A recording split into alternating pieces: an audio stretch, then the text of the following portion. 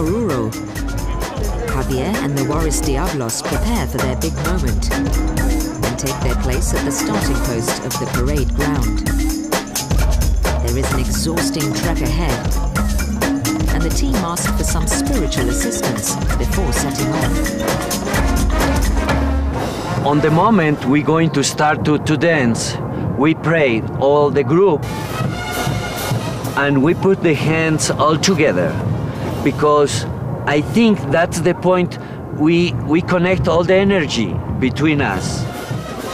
And we pray to ask the Virgin to help us to reach her house. And we form in 2 lines, 3 lines, wherever, and we start to dance with the band. The Diablos are on their way, but face some 5 hours continuous dancing before they reach the finale and the Santuario de la Virgen del Socorro church. But for Javier, his main concern is not the 4-kilometer trek, but reaching the main plaza in the town square. What happened on the Plaza of Oruro? It's a place who all the youngest of Bolivia stay together, and they are happy because they start living and they come in with all that energy. They forget her houses, they forget his parents, they forget everything. They are free to do whatever they want.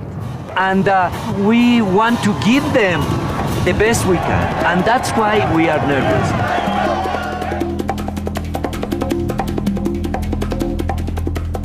Back at the mine, with the bull now slaughtered, the workers continue their ritual, asking Mother Earth for her blessing.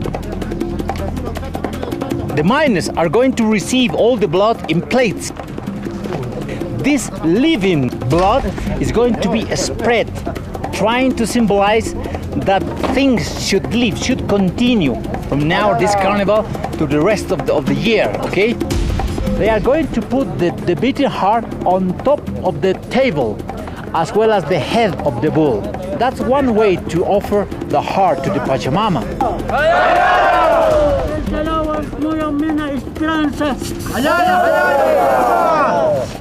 After this, what's going to happen? They are going to get together on a barbecue party with the relatives, families, friends, colleagues, people from the mine in all the areas as visitors as well. This ceremony is very important for all of us because we were born as miners. Bolivia is a very well-known mining country. So, for all of us, this ceremony is very important in order to keep our traditions.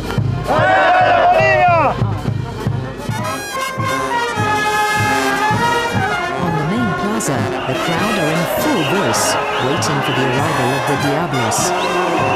Javier's fears are correct. They are very young, very loud, and in some cases, very drunk. The Diablos may be the oldest and most anticipated group, but there are many others that pass through the plaza that tell an important story of Bolivia's past. The most important and the oldest dance is the Diablada. The second is the La Morenada, and it represents all the pain and suffering that the slaves had here, because in the colony, Spaniards brought people from Africa to work in the mines. They use a musical instrument that is called matraca, and its sounds represent the change that they have to carry in the colony because they were obligated to work in the mines. The time has arrived. The Diablos have entered the bear pit that is the plaza. When you reach the plaza, you already dance for, 3 hours, and you are exhausted. And it's tough to find some energy to do your best like you are new. But we're trying to do that. I think everybody trying to do that. 70,000 people dancing on this carnival is trying to do the same. I am not different. Led in by Ronaldo, it is a moment of triumph. made even more victorious when the group is joined by the Bolivian Minister of Culture, Zulma Yuga. Seriously, it's emotional.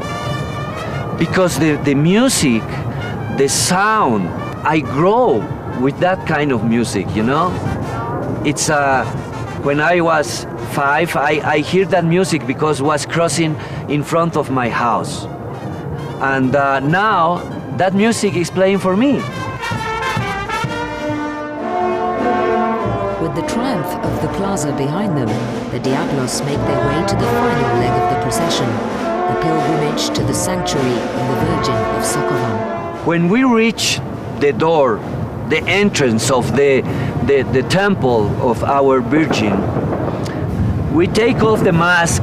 It's a promise to then take off the mask in all the way, and we start to listen the music of the band.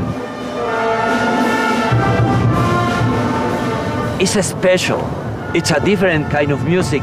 The sound, it gets inside of your heart, your stomach, and a lot of people crying.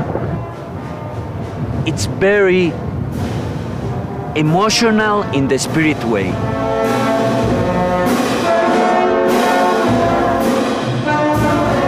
The Diablos have made it. They leave the church and make their way back to their headquarters to celebrate their efforts. Arriba, abajo, al centro y adentro. When we dance, the people love very much, and this is very good for me. It's nice. I feel like an artist. Seriously, I was so tired, but happy to arrive to the end. I cry when I go in the church, but I feel too much energy in the church. Every year I feel older and older, and I feel that because the dance is very hard, and this year was very tough for me. When the Virgin says you stop, I will. I started to dance 28 years ago. In every year I count the days to like the kids. The kids count the days for the Christmas Eve, right? I count the days for the Carnival.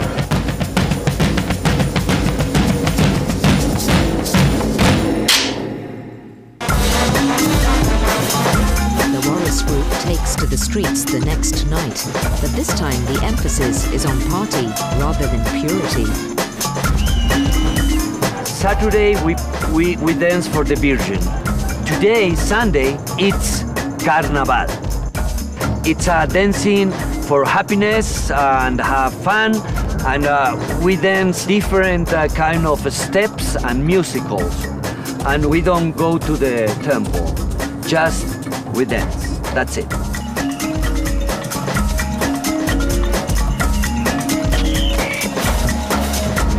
As the group disappear into the night and put away their masks and costumes for another year, Javier has one last surprise for his Diablo brothers and sisters. About future, this is going to be my last year. And I think my point of view is I don't want to stay on that step all the time, you know? You need to look for another horizons, another things to do on. It's a lot of pain to hear the music and don't be with the custom with your brothers dancing. The Oruro Carnival is a grand event like no other. A unique but heady combination of religious ritual and pagan tradition, where for 1 week a year, past and present are brought together in a vibrant and colourful clash.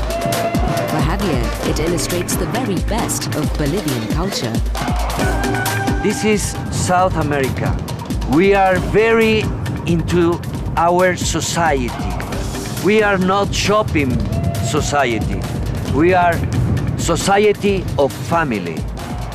Extended families, and we share this brotherhood big, and if you can catch some of this energy, you can come back to your house thinking different.